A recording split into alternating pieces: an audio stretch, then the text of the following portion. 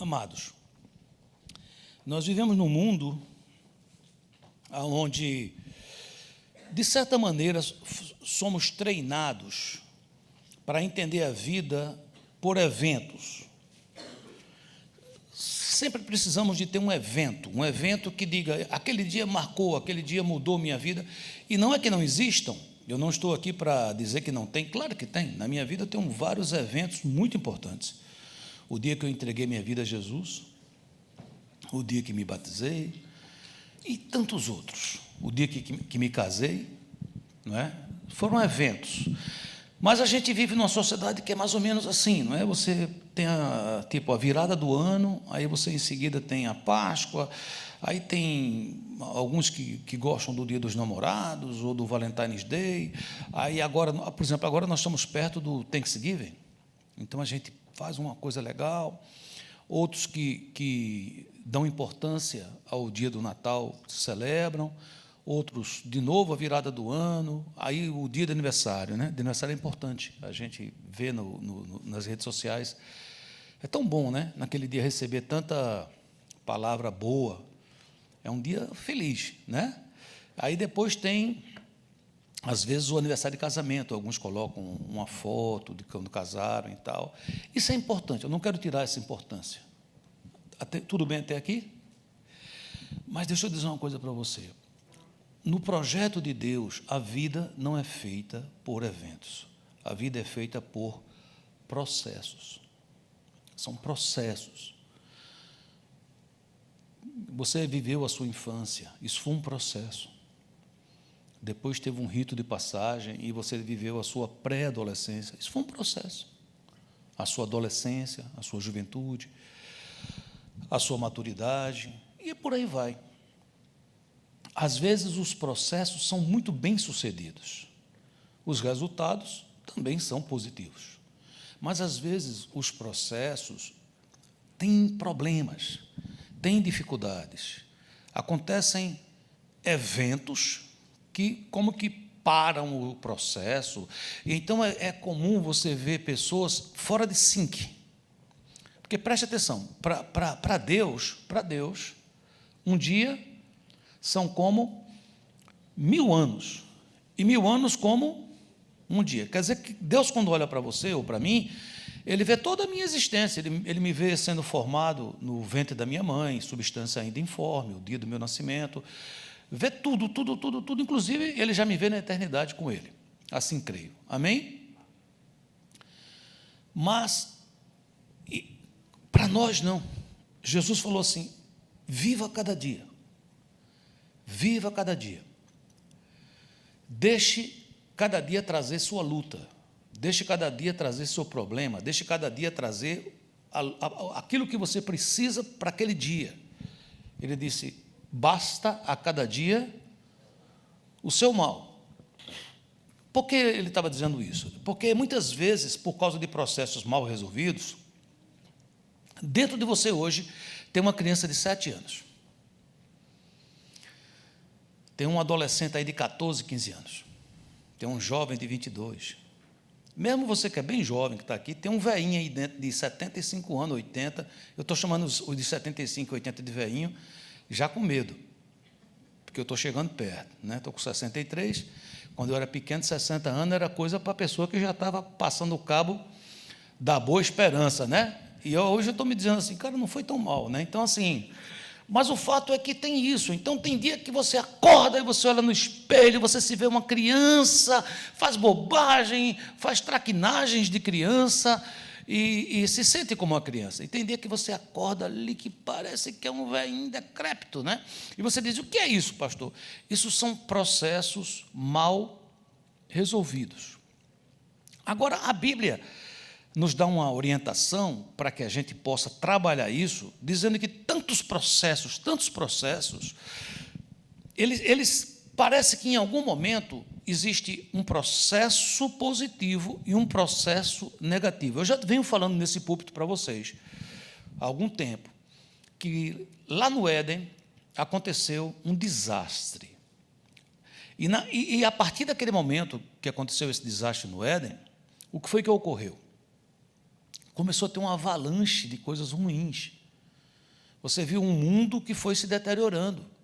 Por isso vemos tanta injustiça, corrupção, e por aí vai. Violência, essa vida tão difícil que a gente vê hoje em dia, não é de agora. Se você for ver a Bíblia, homens como Isaías, Abacuque, profetas, eles estavam indignados com aquilo. Eles dizem, como é que pode isso? Mas todos esses homens, quando entraram na presença de Deus, puderam perceber que, junto desse processo, tinha outro processo, positivo. Abacuque chega a dizer que é como se fosse uma onda, e ele diz, torna a fazer nos meus dias, Senhor, o que o Senhor já vem fazendo. Porque quando ele olhou para trás, ele disse, uau, o que é que ele vem fazendo? É uma coisa gloriosa. Então é como se houvesse um veio, um suco de um rio, um leito de um rio, glorioso, e existe outro, maldito. E é claro, nós, na nossa unicidade, na nossa privacidade, sofremos essas influências dependendo do que escolhemos e aonde escolhemos caminhar. Que caminho vamos seguir? Onde é que eu vou colocar a minha vida e a minha família?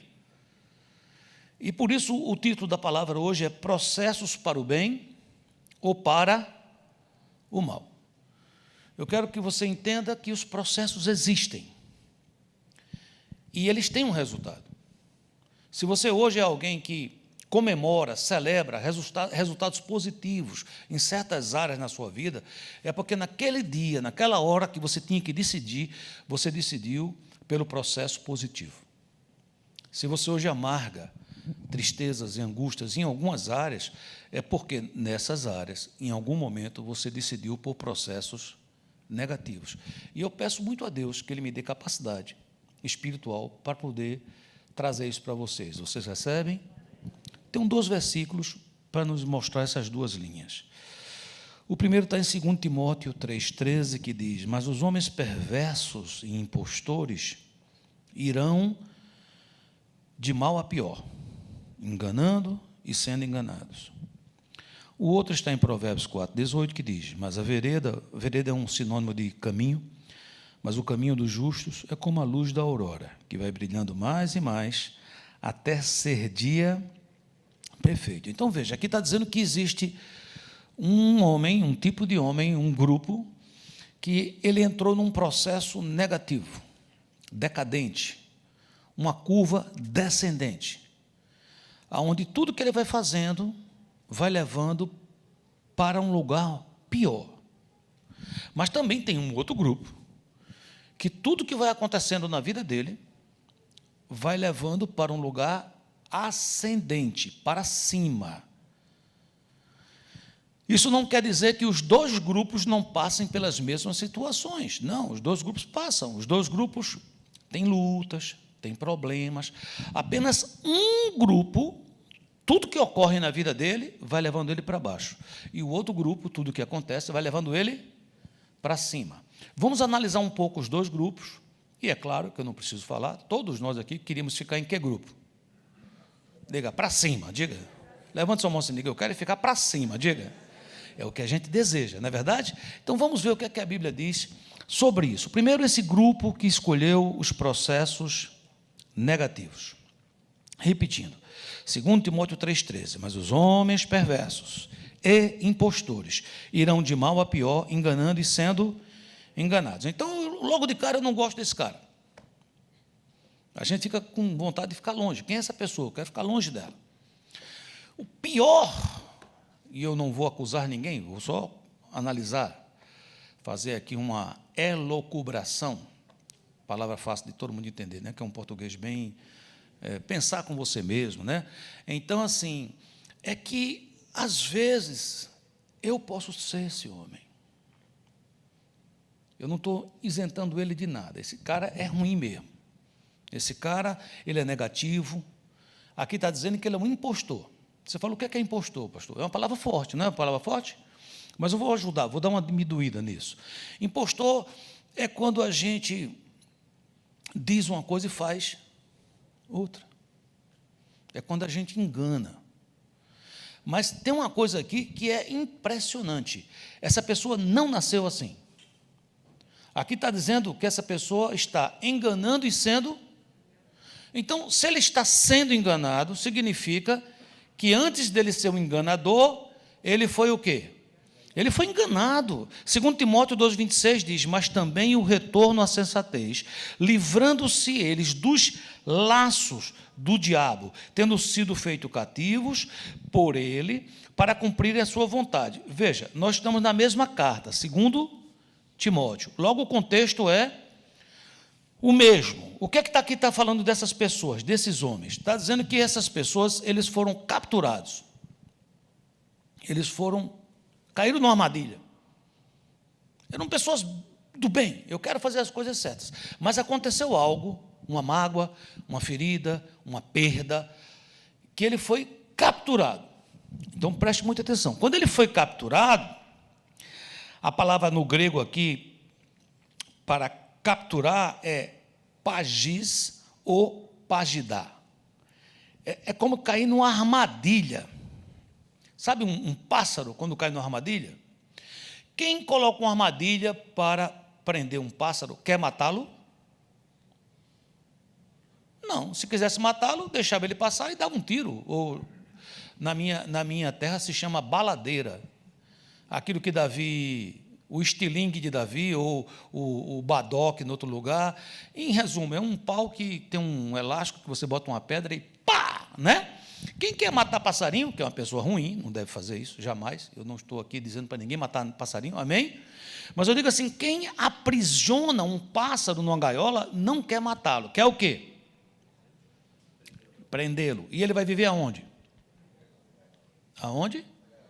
Numa gaiola. Ele deixou de ter vontade própria. Ele agora vai viver para encantar quem o capturou. Você pode andar comigo nisso, pode entender a alusão que está sendo feita aqui por Paulo a seu discípulo Timóteo. Ele está dizendo que ele será capturado e ele ficará cativo vivo. A palavra no grego aqui é zogreu. É alguém que é capturado, está vivo, e é colocado numa gaiola. Em resumo, a ideia é que o adversário o captura vivo e o mantém preso vivo para que cumpra a sua vontade. Olha que coisa incrível. É alguém que é capturado, é mantido vivo, preso, para que cumpra a sua vontade. Aí eles passam a ser agora um instrumento do enganador. Então, essa pessoa que a gente, quando olha para ela no começo, a gente tem vontade, pelo amor de Deus, não quero ficar perto dessa pessoa tóxica. Essa pessoa não era assim.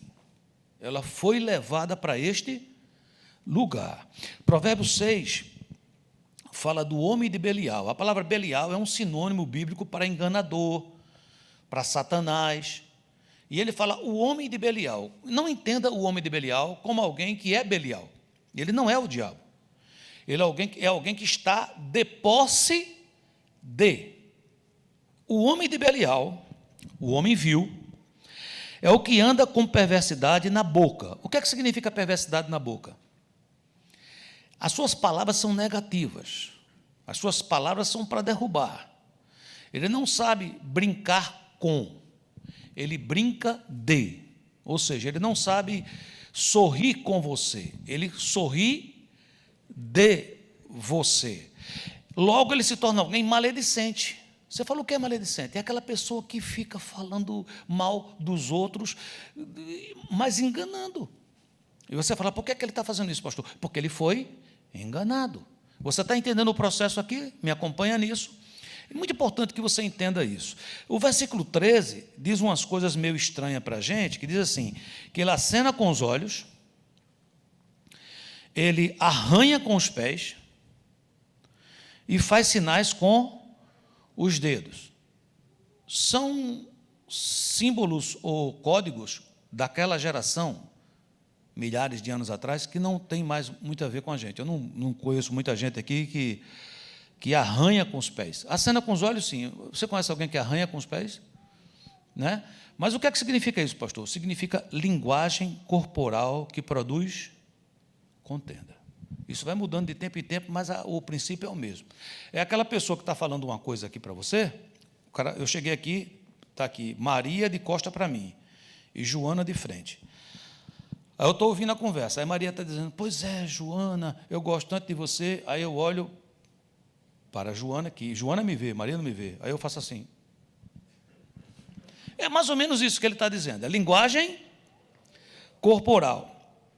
No seu coração, a perversidade todo o tempo maquina o mal, anda semeando contendas. Imagina, o final da história dessa pessoa é uma pessoa que foi presa, foi capturada e agora ele está fazendo a vontade do adversário. E qual é a vontade do adversário, pastor? Semear contendas, produzir divórcios, produzir separação entre melhores amigos, destruir processos positivos que estão caminhando na sua vida. É preciso que a gente acorde. Qual é a consequência disso? Versículo 15. Pelo que sua destruição virá repentinamente, subitamente será quebrantado, sem que haja cura. Aí eu queria entender assim, como é que isso ocorre? Eu disse que ele foi enganado, mas como é que ocorre? A Bíblia ensina. Primeira coisa, ele escolheu mal suas companhias. Você tem que entender que você está aqui hoje, e muito do que você está aqui é fruto dos seus relacionamentos. Aonde você está hoje na sua profissão, aonde você está hoje no seu casamento, é fruto dos seus relacionamentos. Pessoas que você escolheu para andar com você, que conversam e você troca ideias, e essas pessoas lhe influenciam, e você também influencia essas pessoas. 1 Coríntios 15, 33 diz, não vos enganeis, as más companhias corrompem os bons costumes. Segundo ponto, na sequência, ele passa a ouvir o ímpio e ter comunhão com escarnecedores. Entenda bem isso. Você fala, por que é mais fácil ouvir o ímpio, pastor? Porque o ímpio, ele não diz palavras que você não quer ouvir. Me entende ou não? Por exemplo, terça-feira agora, eu estou marcado para ir para um urologista. O meu médico disse, você vai a um urologista. Você precisa ir no urologista. E quando um homem vai na urologista, ele faz exame de quê? Pode falar, tranquilo, os varões aqui. Para que eu saiba que você sabe. Levante seu dedo assim e diga, próstata, pastor. Nem todos levantaram, ficaram com medo, né? Então, isso é um bom conselho, sim ou não? Mas tem outras pessoas que me aconselham, pastor, você está bem pra caramba, e agora que emagreceu, não precisa disso não. Qual opinião é melhor? Essa segunda eu gosto mais. Mas qual é a mais certa? É ir lá na primeira. E eu falo assim de público para aconselhar todos os homens que estão aqui a fazerem também. Não me deixem só. Já fiz várias vezes e não tem problema. Amém, queridos? Salmos 1:1. Feliz, bem-aventurado o homem que não anda no conselho dos ímpios, não se detém no caminho dos pecadores, nem se assenta na roda dos cansados. Querido, preste atenção, vai ter esse povo que vai aconselhar você, coisas que parecem ser a melhor. Você vai chegar para uma mulher, um amigo e dizer, pô, minha mulher é assim, assim, assim. Aí vai ter um cara que um dia vai ser tão teu amigo que ele vai dizer assim, cara, vou te falar uma coisa, você tem muita paciência, viu? Porque se fosse eu, já tinha... Manda aí o bom de andar, meu querido. A vida é a vida que segue. Para quem está passando uma pressão no casamento, esse conselho parece o quê? Parece bom, mas não é certo. Então entenda, quando a gente fala aqui do ímpio, não é necessariamente alguém que te convida para roubar um banco. Claro, esse cara é ímpio, mas eu estou falando para você poder entender como é que se cria alguém com processos negativos, decadentes, que vai caindo, caindo, caindo. Como é que isso entra? São pessoas que são enganadas. Então, como é que acontece isso? Primeira coisa é quem você escolhe como amigo, como mentor. E olha, eu amo tanto a Bíblia, porque a Bíblia diz a mim e avisa você que você tem um poder de decidir se você quer isso ou não. Olha o que é que ela diz, Provérbios 1:10. Filho meu, se os pecadores querem seduzir-te, não o consintas. Parece um conselho. Não faça, não deixa fazer. Não, mas é mais que isso. Ele está lembrando que você tem um poder. Eu tenho um poder de alguém chegar perto de mim com uma conversa que eu vejo que essa conversa é degradativa, é uma coisa que vai me afastar do caminho do Senhor. Eu tenho o poder de dizer não. Experimenta dizer assim, diga assim, não. Você tem esse poder. A terceira coisa que leva alguém a ser enganado são conversações inúteis. Veja que tudo que eu estou falando tem a ver com relacionamento, sim ou não? Conversações inúteis. Paulo estava preocupado com seu filho espiritual, Timóteo, e ele diz em 1 Timóteo 6,20, e tu, ó Timóteo, guarda o que te foi confiado. Como é que Timóteo podia guardar o que foi confiado? Evitando os falatórios inúteis e profanos, e as contradições do saber. Você fala, o que é a contradição do saber, pastor? É porque, muitas vezes, quando a pessoa está numa caminhada, e principalmente hoje, que você pode ser autodidata de qualquer coisa, você pode, no Google, tem um doutor Google, eu posso chegar lá no meu médico terça-feira, sabendo tudo.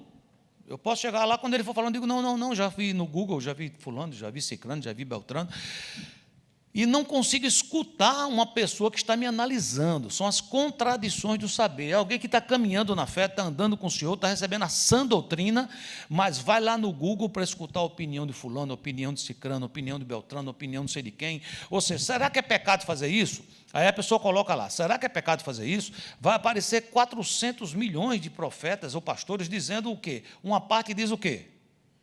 É errado, e a outra parte diz o quê? É certo. Chama-se contradições do saber. Paulo estava dizendo assim, se apega à sã doutrina. A Bíblia é clara como ela é, ao que você está recebendo. Como falsamente eles chamam, pois alguns, professando-o, se desviaram da fé, e no final ele abençoa seu discípulo, dizendo, a graça seja convosco. Por último, isolamento. Você fala, o que é que significa isolamento? Eu permiti que ímpios andassem comigo, eu andei escutando conselhos de quem não deveria, e eu gastei tempo com vãs conversações, com conversas que só me levam a coisas negativas, e agora, quando alguém de Deus se aproxima de mim para conversar comigo, o que é que eu faço? Eu me isolo. Eu digo, me dá um tempo, eu preciso de um tempo. Você entende o que está acontecendo, sim ou não? Eu estou sendo o quê? Enganado. Eu estou sendo enganado. Eu estou sendo aprisionado. Paz de dar. Estou sendo levado para um lugar aonde eu ficarei vivo, mas preso, para satisfazer a vontade do adversário. Provérbios 18:1 diz, o solitário busca seu próprio interesse e insurge-se contra a verdadeira sabedoria. Ou seja, se eu me isolo, é porque eu quero fazer aquilo que eu estou com vontade. Mas o que ele está dizendo é o seguinte, esse seu procedimento não é sábio. Pelo contrário, você está batendo de frente contra a verdadeira sabedoria. É um processo para a morte. Tiago 1,14 diz, ao contrário, cada um é tentado pela sua própria cobiça, quando esta o atrai e seduz. Então, a cobiça, depois de haver concebido, dá à luz o pecado, e o pecado, uma vez consumado, gera a morte. É mais ou menos assim. Eu vivo com a pastora há 43 anos, e glória a Deus que ela vive comigo também há 43 anos. Então, é o seguinte, nós passamos a ter conflitos. Pandemia. Então, começamos a ficar muito em casa, e começamos a ter conflitos. Porque tem isso. O pessoal disse, essa pandemia aumentou muito o número de divórcios. Então, foi a pandemia. Eu digo, não, a pandemia não fez nada. Os problemas já existiam. Quando você colocou aquelas duas pessoas juntas muito tempo, apenas veio à tona os problemas que já existiam. Então, o que é que acontece? Aí eu começo a ter conflito com a pastora, e a pastora começa a ter conflito comigo. Eu tenho um montão de gente boa para me aconselhar e aconselhar ela para a gente sair disso positivamente. Sim ou não? Mas eu começo a caminhar com ímpios.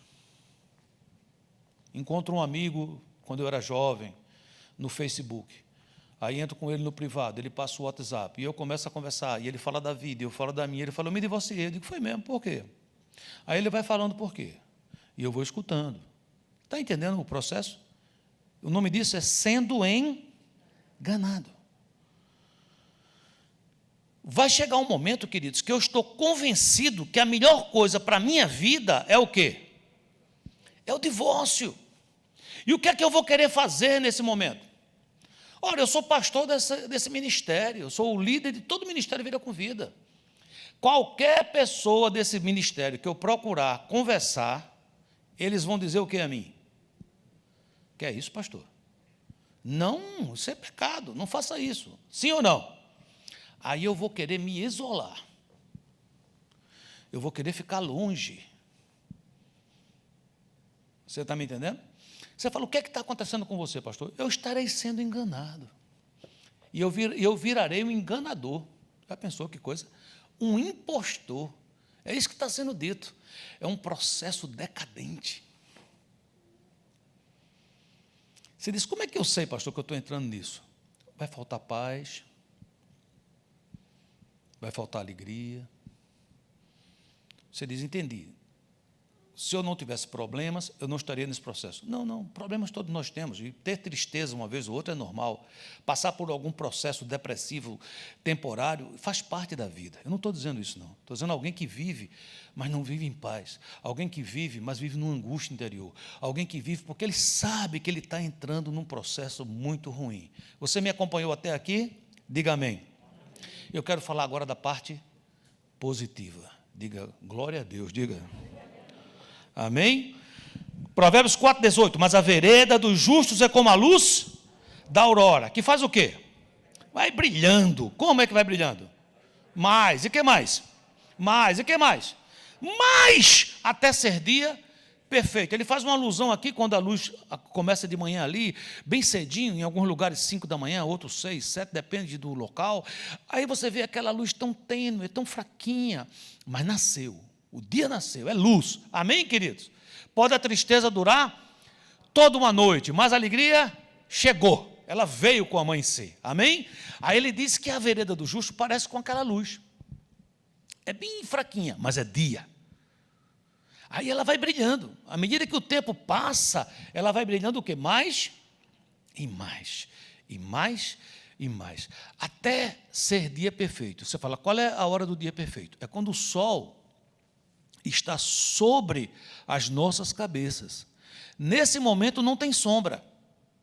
Se você andar na rua, na hora que for dia perfeito, você não terá sombra, porque o sol está batendo sobre a sua cabeça, e a sombra estará embaixo, sob os seus pés. É o que Tiago diz, onde não há sombra de dúvida, nem variação.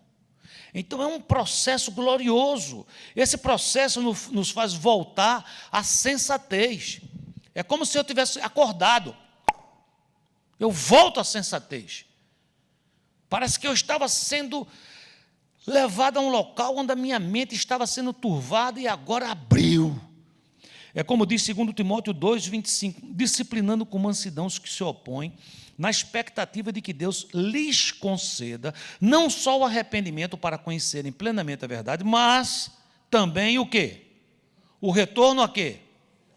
A sensatez. Imagine que eu estivesse naquele processo de divórcio, eu precisaria em algum momento acontecer o quê? Voltar o quê? A sensatez. Meu Deus, eu amo essa mulher me ama, nós nos casamos tão cedo, temos sido companheiros essa vida toda, problema sempre haverá. Retorno à sensatez, livrando-se eles dos laços. Olha que coisa linda, me livrei dos laços. O enganador estava me enganando, e ele queria me colocar dentro de uma gaiola, dentro de uma prisão, para que eu, aprisionado, fizesse a sua vontade. Mas agora Jesus me salvou, me tirou disso, e eu fui livre, liberto dos laços do diabo, tendo sido feitos cativos por ele, para cumprirem a sua vontade. Então, como é que eu faço isso? Tem um processo também. Eu ensinei há pouco tempo o processo negativo para que você nunca queira. Eu ensinei para que você fique alerta. Eu ensinei para que você veja, quando isso estiver acontecendo, eu quero, Senhor, que o Senhor me lembre disso. Diga assim, quando isso estiver acontecendo, por favor, Senhor, me lembre dessa palavra. E o processo positivo, pastor, qual é? A primeira coisa do processo positivo é, eu me esvazio de mim, para ser cheio dele. Começa assim, todo processo positivo. Muitas vezes as pessoas dizem, pastor, muitas vezes eu tenho dificuldade de aprender. Puxa, pastor, eu ouço um negócio, mas às vezes não memorizo. Tal. Preste atenção. Nós não temos dificuldade de aprender, nós temos dificuldade de nos esvaziar. Aqui vocês vieram para um outro país, nós viemos também. E a língua mater aqui é inglês, mesmo que tenha espanhol como segunda língua, já é reconhecido assim. Português é a língua que nós falamos, alguns irmãos aqui falam espanhol, mas é muito confortável falar espanhol para quem é hispano, porque tem tanta gente que fala espanhol, não é? Português em alguns lugares também é confortável, mas você não acha interessante que seria muito bom que você dominasse o inglês? O que é que você acha disso? Sim ou não? Você nota que quando você chegou aqui, na sua casa, você, o marido, a mulher e os filhos. Quem primeiro aprendeu inglês na sua casa? Foram os filhos. Por que será? Porque eles têm mais facilidade de se esvaziar. Por que a gente tem dificuldade de aprender o inglês? Por que eu tive tanta dificuldade de entrar numa faculdade, de aprender inglês? Porque eu tenho uma maneira de pensar em português. E é uma maneira diferente. Para mim não faz sentido que o carro de Pedro seja Peter's car. Para mim o sentido seria the car of Peter, ou coisa parecida. Então, eu tenho uma outra maneira de pensar. Então, o que é que acontece? A gente começa traduzindo. Você escuta um negócio, aí você traduz na cabeça, aí você pensa no outro, você traduz para falar. É duro, sim ou não? Então, a dificuldade está em aprender? Não. A dificuldade está em quê? Esvaziar. O Senhor traz para você o reino. O Senhor traz para você uma vida abundante. O Senhor traz para você uma vida em harmonia na sua casa. O Senhor traz para você uma vida vitoriosa. E qual é a grande dificuldade, pastor, que eu sinto? É que eu já sou um adulto. E eu aprendi muitas coisas lá fora. Muitos conceitos que pareciam certos, mas agora não batem com as Escrituras. E qual é a dificuldade? A dificuldade está em eu abrir mão, em eu me esvaziar. Quando o pastor André chegou aqui na igreja, e nós começamos a caminhar juntos, eu via que ele era ávido por aprender. Ele estava sempre estudando, sempre procurando. E eu vi, puxa, ele não vai ter dificuldade de absorver muito ensinamento, né? E um dia eu conversei com ele, eu disse, você não vai ter dificuldade de estudar e tudo mais, porque você gosta de fazer isso. Aí ele disse, e você vê alguma dificuldade? Eu digo, vejo, uma dificuldade enorme. Isso o que é? É de você se esvaziar. Porque ele chegou aqui pastor. Não era pastor do ministério. Nós estamos num processo para ele ser reconhecido como pastor do ministério, e ele, acredito que a essa altura já é, pela igreja, reconhecido como tal. Mas, naquele momento que ele estava vivendo aqui, ele tinha muitos conceitos que ele trouxe com ele. Como é que a gente faz a ceia do Senhor? Como é que a gente faz aquilo? Como é que a gente ensina daquela maneira? E nenhum desses conceitos era pecado ou ensinando, mas impedia que entrasse o vinho novo. E ele entendeu isso. E abriu o tampão lá e começou a deixar o esvaziamento acontecer. Isso não para, eu continuo me esvaziando até hoje. Mas entenda isso, eu quero estar no processo positivo. O que é que eu preciso? Me esvaziar. De maneira prática, o que é que você aprendeu sobre casamento? Você aprendeu que casamento pode divorciar? Você aprendeu o seguinte, deu errado? Next. A Bíblia não fala isso. Como é que eu posso receber o novo de Deus? Se eu me esvaziar deste conceito. O que é que você aprendeu, jovem? Você aprendeu que teve uma namorada e você teve vontade de ter uma intimidade com ela, você vai e tem, porque todo mundo faz. A Bíblia não diz isso. A Bíblia chama isso de fornicação.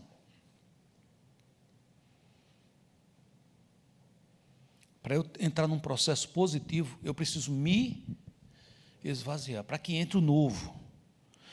Isso é o que Jesus chama de cruz, autorrenúncia. Lucas 9, 23, dizia a todos, se alguém quer vir após mim, a si mesmo, se negue. Dia a dia tome a sua cruz e siga-me, pois quem quiser salvar a sua vida, perdê-la. e quem perder a vida por minha causa, esse a salvará. Jesus está dizendo assim, quantas vezes um jovem não diz, eu estou perdendo minha vida na igreja, eu podia estar ganhando a minha vida na balada. Ele está dizendo assim, você precisa se esvaziar. Não se ganha a vida tentando ganhar, se ganha a vida quando eu digo assim, eu vou me esvaziar, porque quando eu me esvazio, o Senhor me enche. Ele traz o frescor, Ele traz o novo. E é claro que nesse processo, do mesmo jeito que lá no outro relacionamentos era importante, aqui também é. Então agora eu preciso aprender a buscar ter companheiros fiéis. Provérbios 27:6 diz como é um companheiro fiel. Você quer saber como é que é um companheiro fiel? Olha o que é que ele é. Leais são as feridas feitas pelo que ama. Porém, os beijos de quem odeia são o quê?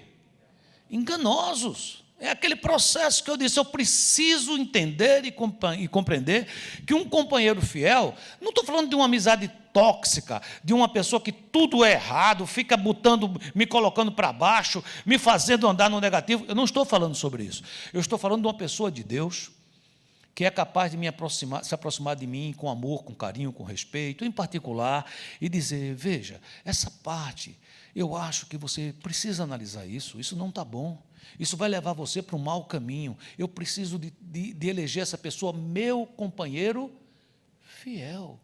É alguém que é capaz de, com respeito, com amor, com carinho, mentorear a minha vida como meu amigo. E ele está dizendo claramente, porém os beijos de quem odeia são enganosos. Enganosos. Quando a gente entende isso, a gente vai entender assim, o que é que um companheiro fiel faz? O companheiro fiel, ele me exorta. Você falou, o que é exortar, pastor? Exortar é uma palavra agrícola que é usada nas vinicultoras, né, nas videiras. A videira, aquela que produz a uva e daí o vinho, é uma ave trepadeira. Então, para você, em Portugal, algumas vezes que nós chegamos a ter um ministério lá, 7 anos, fui muitas vezes lá, é interessante que eles fazem aqueles engradados, e então aquela ramadeira, aquela videira, ela vai chegando ali e ela vai sendo exortada. Você falou, o que é exortar? É levantar dando direcionamento. Diga assim, levantar dando direcionamento. E aí ela vai sendo levantada, porque se não houvesse isso, você sabe o que ia acontecer com aquela planta? Ela não vira uma árvore, ela ia ficar pelo chão. Você imagina, aquela montanha de árvore pelo chão para dar suas uvas, muito fraca. Mas quando ela é levantada, com direção. Não é levantada com autoestima, simplesmente, vai que é tua, você é lindo, não é isso não. É alguém que vai levantando e vai dando direção. Aí fica uma coisa linda. Você entrar num local desse, onde tem uvas, é lindo, você anda embaixo. Elas vão caindo os cachos, depois eles vêm cortando, não fere a árvore, é um negócio lindo, lindo. A exortação é isso. Olha o que diz Provérbios 18:17. O que começa o pleito parece justo, até que vem o outro e o examina. Terceiro ponto importante, lembrar constantemente para que eu fui criado. Todo dia eu preciso lembrar, para que eu fui criado? Por que é que eu estou aqui? Efésios 1:6. Eu fui criado, você foi criado para louvor da glória de sua graça, que Ele nos concedeu gratuitamente no amado. Você não foi criado para o caos. Você não foi criado para ser prisioneiro. Você não foi criado para ser aquele que foi enganado e que hoje é presa do adversário. Você não foi criado para isso. Você foi criado para o louvor da sua glória. Isto traz sobre nós o selo do Espírito, Efésios 1:13-14, em quem também vós, depois que ouvistes a palavra da verdade, o evangelho da vossa salvação, tendo nele crido, fostes selados com o Santo Espírito da promessa, o qual é o penhor da nossa herança, até ao resgate da sua propriedade, em louvor da sua glória. Quarto ponto, amar o corpo de Cristo. Eu não estou dizendo para você amar essa parede. amar o corpo de Cristo. Gente como você que entregou a vida a Jesus. Eclesiastes 4 diz, melhor é serem dois do que um, porque tem melhor paga do seu trabalho. Porque se caírem, um levanta o companheiro. Ai, porém, do que estiver só, pois caindo não haverá quem o levante. Também se dois dormirem juntos, eles se aquentarão, mas um só como se aquentará? Se alguém quiser prevalecer contra um, os dois lhe resistirão. O cordão de 3 dobras não se rebenta com facilidade. O que é que nós precisamos entender? Nós não estamos sozinhos, nós fazemos parte de uma grande família. Você tem uma família mundial. Você tem irmãos seus que moram na China, na Tailândia. Eu tive a chance de visitar mais de 60 países. E como é incrível chegar num lugar e encontrar irmãos. Eu nunca vi antes, eu nunca conheci, mas me abraçavam, porque sou da família deles. Você é da família de Deus. Essa pessoa que está do seu lado, o plano de Deus é que você viva com essa pessoa eternamente. Diz aí para quem está do seu lado, fala assim, a gente vai passar a eternidade juntos. Complementa, diz assim, melhor já ir se acostumando, diga. Efésios 2,19, assim já não sois estrangeiros e peregrinos, mas concidadãos dos santos, e sois da família de Deus, edificado sobre o fundamento dos apóstolos e profetas, sendo ele mesmo, Cristo Jesus, a pedra angular, no qual todo edifício bem ajustado cresce para o santuário dedicado ao Senhor, no qual também vós juntamente estáis sendo edificados para a habitação de Deus no Espírito. Eu sei, queridos, eu sei que viver em comunidade é bom, mas não é fácil. Eu estou consciente disso, mas é algo precioso que vale a pena investir. O que é que eu trouxe para vocês aqui? Relacionamento é a base desse processo. Eu não estou dizendo a você, qualquer pessoa serve. Eu não estou dizendo isso. Tem pessoas que não servem para ser seu companheiro fiel. Tem pessoa que não serve para ser seu mentor.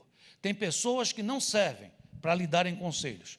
Essas pessoas, sim, precisam do seu amor, precisam da sua pregação, precisam da sua oração, mas elas não servem para você abrir o coração. Abrir o coração para uma pessoa dessa é como uma ovelha abrir o coração para um lobo. Entenda isso claramente. Quantas pessoas já passaram por muita dificuldade, por 2 extremos. Um se isola, não fala com ninguém, o outro abre a boca, fala com todo mundo. Eu conheço gente, a gente às vezes está assim num local do médico, assim, esperando, tem gente que começa a falar, com pouco tempo, todo mundo que está ali sabe a vida daquela pessoa todinha. Você acha que esse processo é maravilhoso, é isso? Porque a gente do bem, quando escuta aquilo, fica um pouco assustado. Nem todo mundo chega perto, fica assim de longe ouvindo. Mas os enganadores vão se aproximar. Você entende o que eu estou falando, sim ou não? Então, o que eu estou dizendo é o seguinte, tenha companheiros fiéis, mas sabe escolher seus companheiros. Você diz, como é que a gente faz para escolher isso? É uma dica que eu posso dar para tudo. Quando eu estava orando pela minha esposa, e a minha esposa estava orando por mim, eu fiz uma oração sem a conhecer, e ela fez uma oração sem me conhecer. E a minha oração e a oração dela é que essa pessoa que eu ia casar amasse mais a Jesus do que a mim.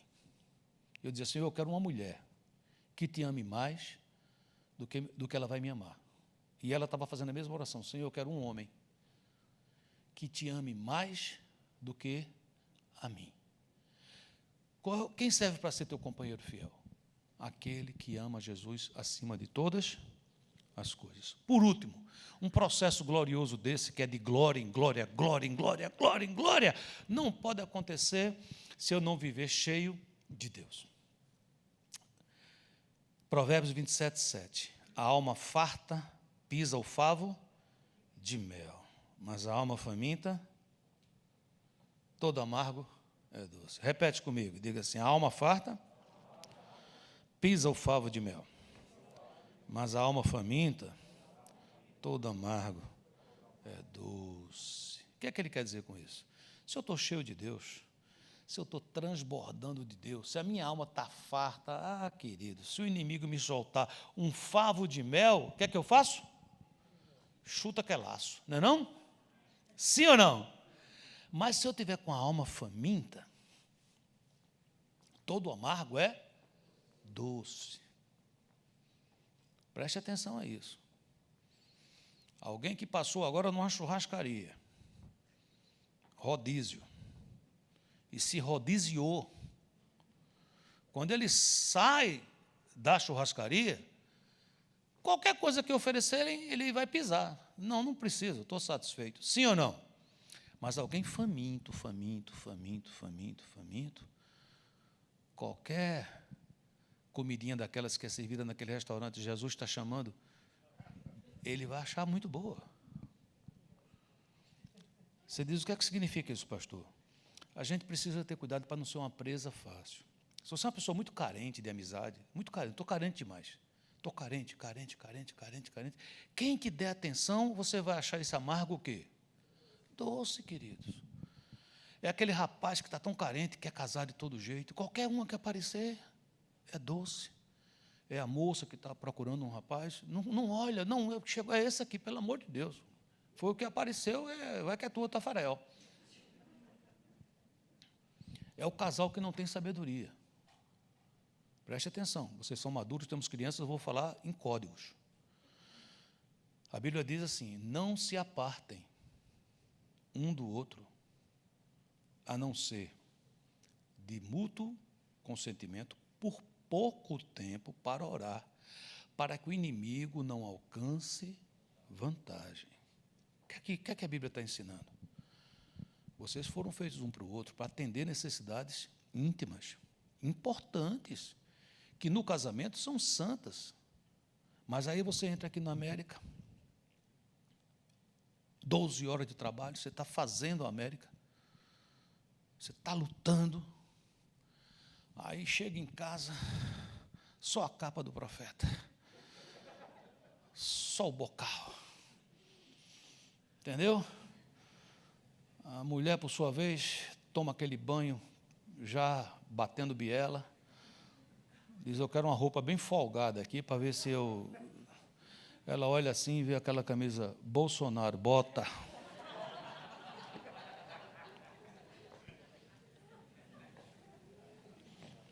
Essa alma não vai se fartar. E qualquer amargo pode virar doce.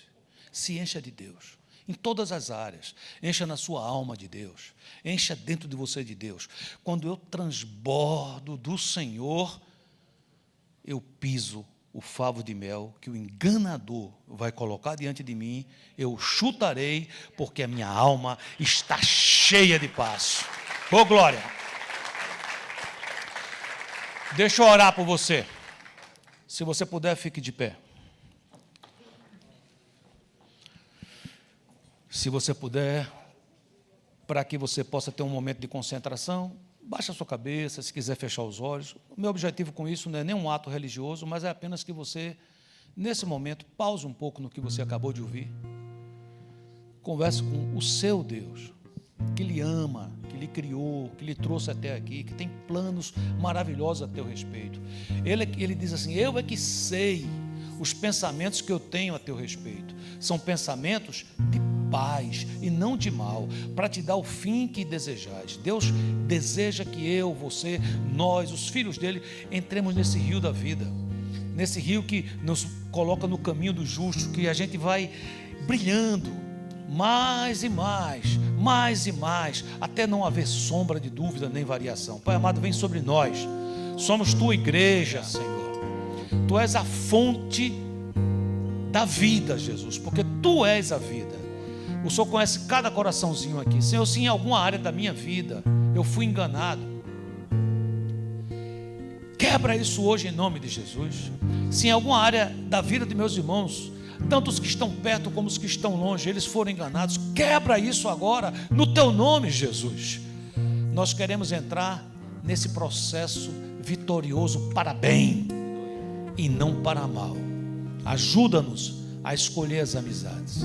Ajuda-nos a nos esvaziar para podermos ser cheios de Ti. Nós oramos assim, recebemos assim, nesse nome que é nome acima de todo nome, Yeshua HaMashiach, Jesus Cristo de Nazaré. E o povo de Deus diz: amém. Glória a Deus.